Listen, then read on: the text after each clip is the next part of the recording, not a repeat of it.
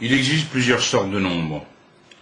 Nous avons déjà utilisé des nombres entiers naturels. 13 est un nombre entier naturel, 28 est un nombre entier naturel, 135, etc.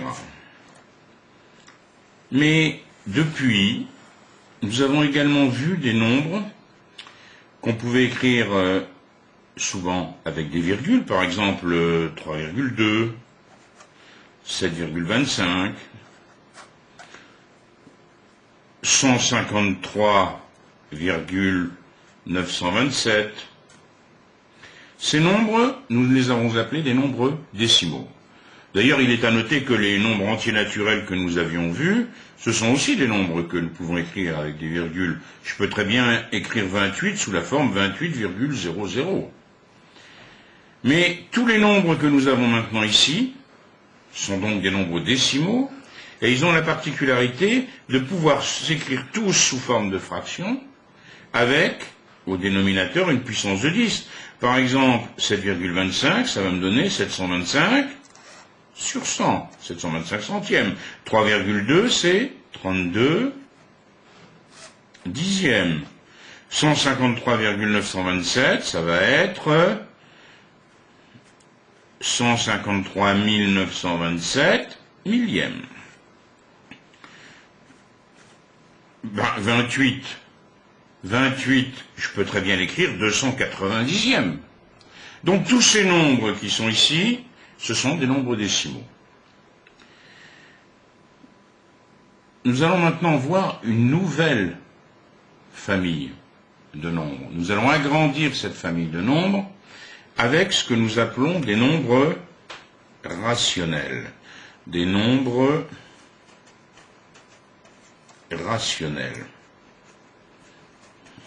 Dans rationnel, vous voyez la racine ratio, un rapport, une fraction. En fait, tous les nombres que vous pouvez écrire sous forme de fraction sont des nombres rationnels. Mes nombres entiers naturels, 28 que j'ai, c'est aussi 28 sur 1, ou 280 sur 10, comme je le disais tout à l'heure, c'est un nombre rationnel. 153,927, c'est 153 927 sur 1000, c'est aussi un nombre rationnel. Ces nombres rationnels vont avoir leur importance avec des nombres que nous avons déjà rencontrés. Vous savez, ces nombres qui ne se terminent jamais dans leur écriture. Par exemple, ici, voici un nombre avec une suite de décimales qui n'arrête pas, une suite infinie qui continue sans arrêt. Le voilà ce nombre. Et puis un autre nombre,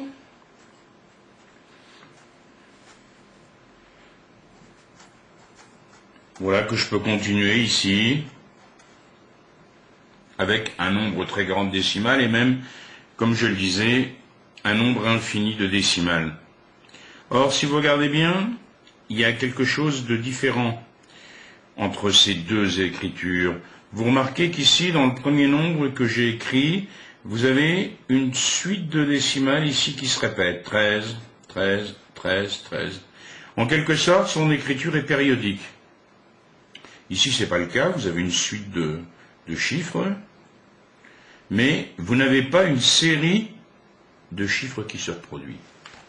Eh bien, ces nombres qui ont une écriture avec une suite infinie de décimales, mais avec une série qui se reproduit, sont des nombres rationnels. Ce sont des nombres qu'on peut écrire sous forme de fractions. Alors, le procédé, il est assez complexe. Je vais vous le montrer dans quelques secondes, mais on peut le faire. Ici, ce nombre qui a une suite de chiffres derrière la virgule qui ne va pas arrêter, ce n'est pas un nombre rationnel, on va dire que c'est un nombre irrationnel.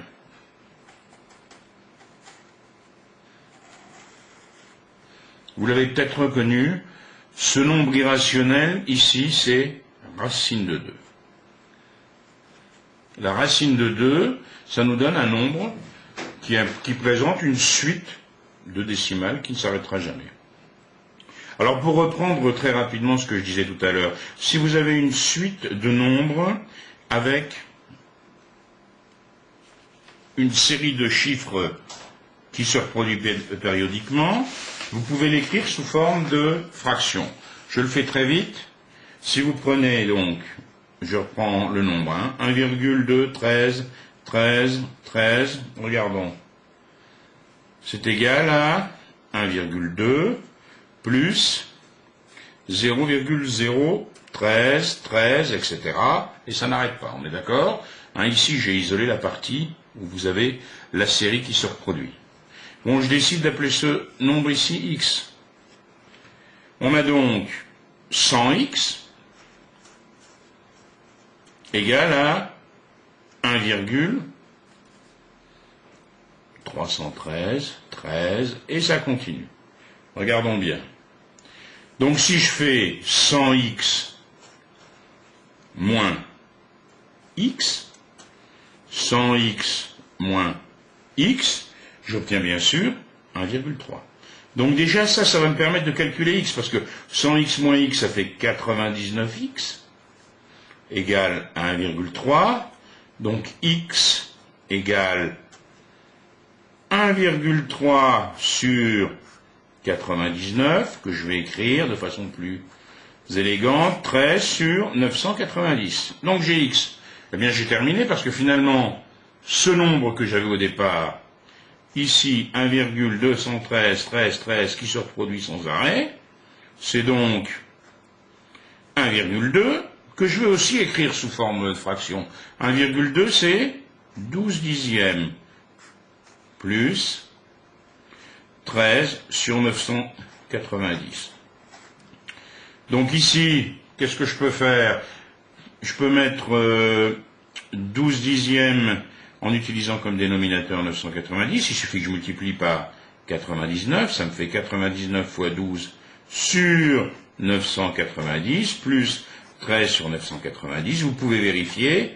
Ça fait 1201 sur 990. Rassurez-vous, on ne vous demandera jamais de réaliser en troisième ce travail-là, mais je trouve que c'est intéressant de vous montrer que, à partir d'un nombre qui présente ainsi une suite de décimales qui se reproduit, on arrive manuellement à obtenir ici l'écriture sous forme de fraction. Donc, ce nombre ici est bien un nombre rationnel. Donc je répète, un nombre rationnel, c'est un nombre qu'on peut écrire sous forme de fraction. On avait les entiers naturels. On a bien sûr les nombres décimaux, qui sont également des nombres rationnels. Et puis on a ces nombres ici, qui s'écrivent avec une écriture sous forme périodique.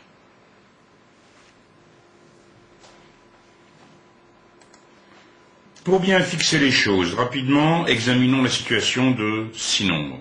18 neuvième, on a une écriture sous forme de fraction, on est déjà sûr qu'il est rationnel. 18 neuvième, 18 divisé par 9, ça me fait 2, c'est un entier. Évidemment, c'est un nombre décimal. Tout entier est un nombre décimal.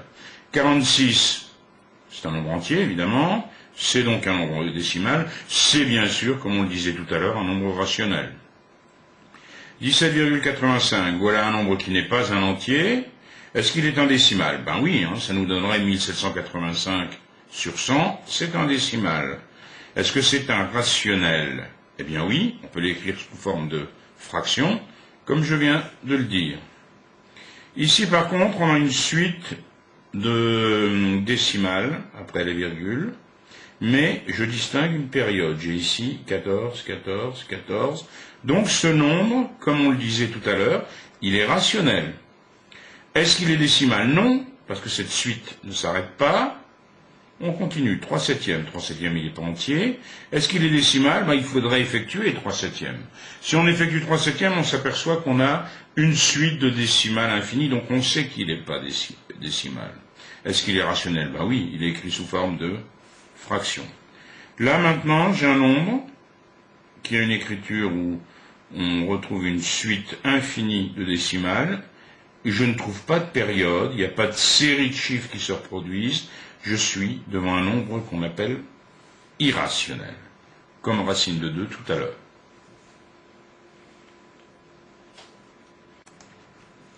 Je viens d'écrire une opération, je viens d'écrire le produit de 9 par 2, cela me donne pas mal de renseignements. Ça m'indique que 18 est dans la table de 9 et dans la table de 2, que 18 est un multiple de 9, 18 est un multiple de 2, puisque 9 fois 2 font 18, mais ça me renseigne aussi sur le fait que 9 divise 18. On va trouver 2, 18 divisé par 9, ça nous donnera 2. On dit à ce moment-là que 9 est un diviseur de 18. 2, c'est aussi un diviseur de 18, parce que si je divise 18 par 2, je vais trouver un entier naturel, ça sera 9. Alors, pour faire la liste de tous les diviseurs de 18, de tous les nombres qui divisent, de tous les entiers qui divisent 18, je vais décomposer au maximum ici. Bon, 9, c'est 3 fois 3. Bon, je recopie mon 2. Je ne peux pas aller plus loin. Donc là, je peux mieux voir les entiers qui divisent 18. Bon, il y a 2, évidemment, puisqu'il est ici. 2. Si je regarde, 3, bien sûr. 2 fois 3, ça fait 6. 6, c'est un diviseur de 18. Ça va me donner 6 fois 3, 18. Donc 6, il est bon. Si je regarde 3 fois 3, ça fait 9. C'est aussi un diviseur de 18. Attention à ne pas oublier 18 lui-même. Parce que 18, c'est quoi? C'est 18 multiplié par 1. Donc 18 est un diviseur de 18. Et puis, comme on vient de le voir, il y a également 1. 1 est diviseur de 18. D'ailleurs, 1 est diviseur de tous les entiers. Si je prends 45. 45, c'est 15 fois 3. Bon, là aussi, je vais décomposer au maximum. Ça va me faire 3 multiplié par 5, multiplié par 3. Qu'est-ce que j'ai comme diviseur? Tiens, je vais tout de suite marquer le 1 pour ne pas l'oublier. J'ai 3. Réfléchissons. 5, bien sûr, qui est un diviseur. Si je regarde 3 fois 3, 9, ça va bien sûr être un diviseur. Qu'est-ce que j'ai encore? 3 fois 5, 15. Et puis, n'oublions pas, 45. Ici, tous les diviseurs de 18, ici, tous les diviseurs de 45. Si je m'intéresse aux diviseurs communs à 18 et 45, quels sont les diviseurs qui sont communs à ces deux nombres? Alors, regardons les deux listes. On a 1, 2, 3, 6, 9, 18. Ici, j'ai bien sûr 1 que je retrouve ici, 3, et puis 9. 1, 3, 9. Ce sont les entiers naturels qui divisent à la fois 18 et 45. Et parmi ces diviseurs communs, il y en a un qui est plus grand que les autres, c'est 9, le voici. On dit que 9 est le PGCD, plus grand commun diviseur. On écrit les lettres dans cet ordre, parce qu'en fait c'est l'abréviation anglaise. PGCD de 18 et 45, ça me fait 9.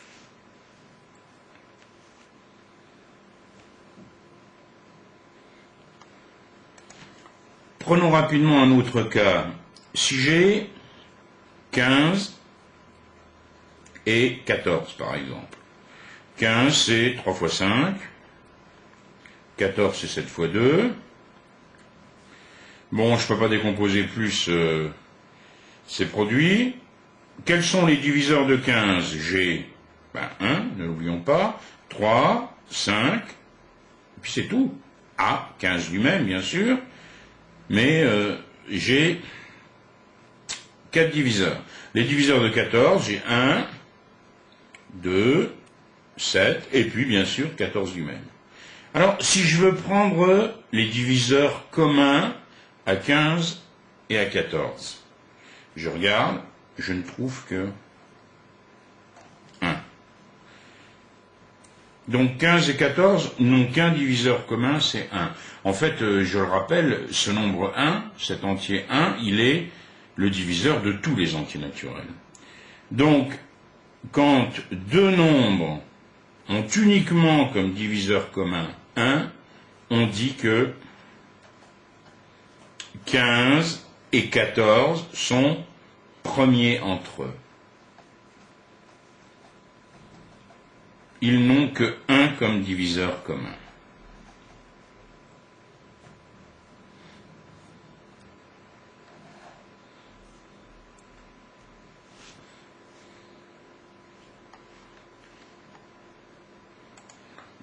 Nous avons réussi tout à l'heure à trouver le PGCD, le plus grand diviseur commun, à 18 et 45, en écrivant tous les diviseurs de chaque nombre et en regardant ceux qui étaient dans les deux listes.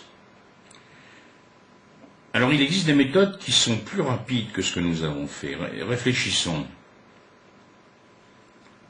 Si je prends un diviseur commun à 18 et 45, par exemple 3, je sais que 18 est dans la table de 3, hein, c'est 3 fois 6 là en l'occurrence. 45, c'est dans la table de 3, ça me fait 3 fois 15. Alors 3 il divise 18, 3 il divise 45.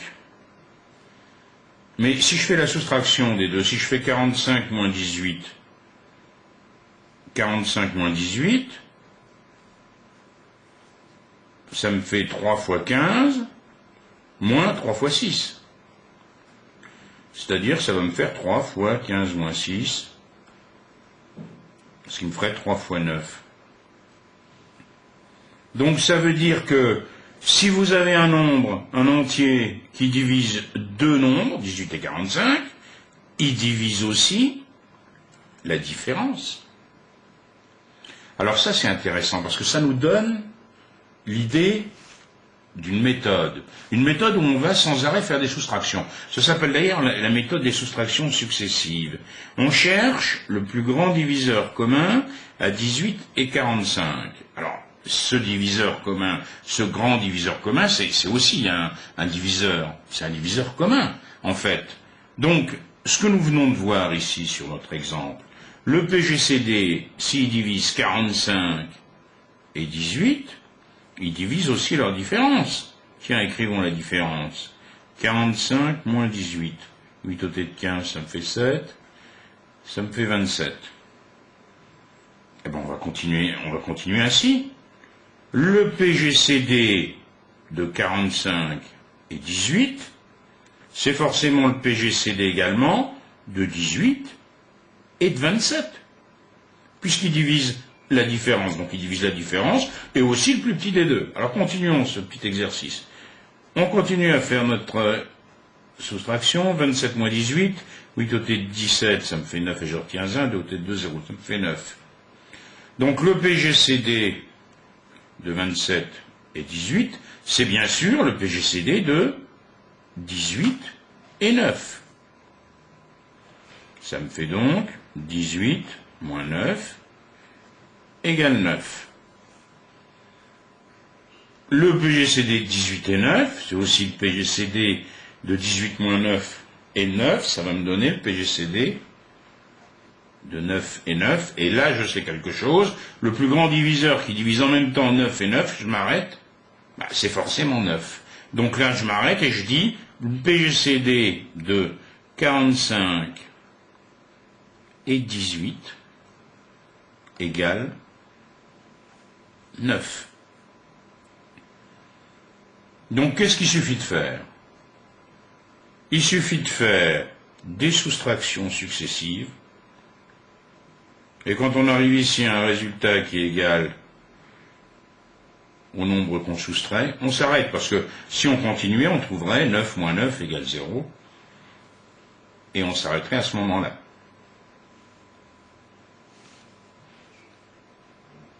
Essayons de déterminer le PGCD de 44 et 20 en utilisant cette méthode, qu'on appelle aussi algorithme des soustractions successives. Algorithme, c'est un mot qui veut dire processus, méthode. Hein. Donc si j'utilise la méthode que nous avons vue, nous allons faire des soustractions, 44 moins 20, je soustrais, ça me fait 24. Je continue. 24 moins 20, ça me fait 4. 4, et toujours je prends le plus petit. 20 moins 4, ça me fait 16. 16 moins 4, ça me fait 12. 12 moins 4, ça me fait 8. 8 moins 4, ça me fait 4. Stop. J'ai ici le même nombre. Donc le PGCD de 44 et 20 est égal à 4. Donc voilà la méthode. Bon, alors, si on veut retenir que la méthode, que la technique, il suffit donc de commencer par faire notre différence. On ne touche jamais, comme vous le constatez, au premier terme, et on fait la différence du résultat ici et du deuxième terme. Alors, on peut faire 24 moins 20, mais ici, ce terme est plus grand que celui-là, on continue, 20 moins 4. Ça n'a pas d'importance. Ici, 16 moins 4, ici 12 moins 4, ici 8 moins 4, et on arrête. C'est donc la méthode des soustractions successives. Vous voyez que cette méthode, elle est un peu longue, parce qu'elle peut me conduire à beaucoup de soustractions. Il y a donc une deuxième méthode à laquelle nous allons nous intéresser. Nombre entier et rationnel. Bon, il existe différents types de nombres, on en a déjà rencontré plusieurs types. Par exemple, les nombres entiers naturels, on les connaît depuis longtemps, 9, 7, 17, 0. Même si je l'écris sous la forme racine de 4, ça reste bien sûr un entier naturel, on les connaît bien. Il y a eu ensuite les nombres décimaux. Les nombres décimaux qui ne sont pas forcément entiers. Si j'ai 0,12, j'ai un dixième, j'ai ici dans le chiffre, dans la colonne des centièmes, j'ai 2. Donc en fait, 0,12, c'est 12 centièmes. D'ailleurs, il est à remarquer que tous les nombres décimaux, je peux les écrire en utilisant des puissances de 10. 9,87, ce sera par exemple 987 fois 10 puissance moins 2. 3,4, c'est 34 fois 10 puissance moins 1. Alors, à ne pas oublier, c'est que les entiers naturels, ce sont aussi bien sûr des nombres décimaux. Rien ne m'empêche d'écrire 17 sous la forme 17,00. L'important, c'est que tous les nombres décimaux, ce sont des nombres qui ont un nombre fini de chiffres après la virgule. Alors, il existe une troisième sorte de nombre. Ce sont tous les nombres que l'on peut écrire sous forme de fractions. De fractions ne comprenant bien sûr que des nombres entiers. 1 tiers, 9 onzièmes, 14 sixièmes. Si vous regardez 9 onzièmes, 9 onzièmes, c'est un nombre qui n'a pas une suite finie de décimales. Ce n'est pas un nombre décimal.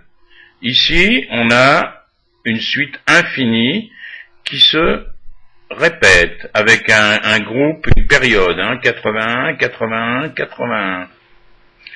Donc, ce qu'il faut retenir, c'est que les nombres rationnels, ce sont tous les nombres qu'on peut écrire sous forme de quotient de nombres entiers. Alors, bien sûr, les nombres décimaux et les nombres entiers, on peut les écrire sous forme de quotient de nombres entiers. 7, c'est 70 sur 10. 9,56, bien sûr, c'est 956 centièmes. Alors, il y a des nombres qui ne sont ni entiers, ni décimaux, ni rationnels. Ce sont des nombres qui ont une suite infinie de décimales, mais sans période. Alors que, par exemple, si vous prenez 2 septièmes qui est rationnel, vous voyez qu'il a lui aussi une suite infinie de décimales, mais vous avez une période 285 714, 285 714, 285 714, etc. Si un nombre n'est pas rationnel, on dit à ce moment-là qu'il est irrationnel. Pi est irrationnel. Si on prend deux nombres A et B, qui sont des entiers naturels, un diviseur commun à ces deux entiers positifs A et B est un nombre entier qui divise A et qui divise B.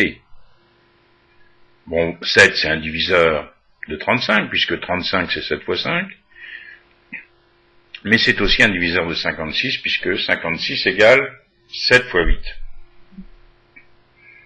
Il existe un diviseur qui est commun à tous les entiers naturels.